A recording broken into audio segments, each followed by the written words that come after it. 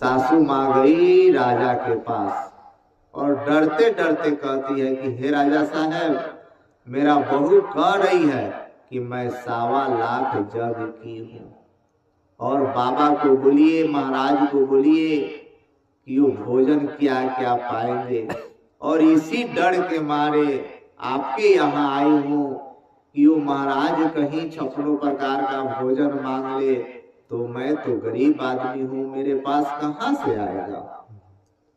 तभी समस्या है। तब राजा साहब खुश हुए, कहे कि तुम्हारा बहू 1.25 लाख जग कर ली है। तब सास बोली कि हाँ, वो तो कहती है कि मैं 1.25 लाख जग अपने नैहर से करके आया ना।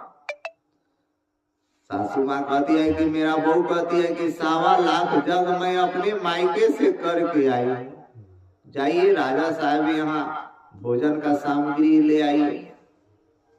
तब राजा साहब को आत्मा में विश्वास नहीं हुआ, मन में विश्वास नहीं हुआ। राजा साहब स्वयं रथ पर बैठे और उनके घर गए, और घर जाके दरवाजे पर खड़े हुए और कहते हैं कि अपने बहू को बुलाओ। तो बहू टाटी के बगल में खड़ा होकर प्रणाम करती है राजा साहब को।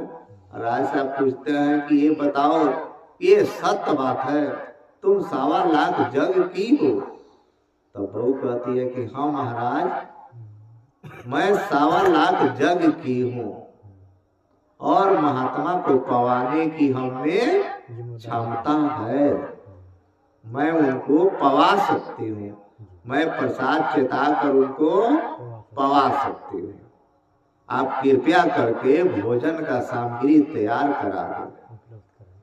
तब राजा साहब बहुत खुश हुए। तो चलिए गांव में एक आदमी, तो राजा साहब खुश हुए कि चलिए गांव में कम से कम एक आदमी तो मिला कि 1.25 लाख जग किया। राजा साहब भी मन ही मन विचार कर रहे थे कि भाई, मन ही मन विचार कर रहे थे कि भाई हम राजा होकर 1.25 लाख जग नहीं किए हैं, और एक गरीब की बहू कह रही है कि मैं अपने मायके में 1.25 लाख जग करके आई। अब राजा साहब मन ही मन विचार कर रहे थे, चिंता में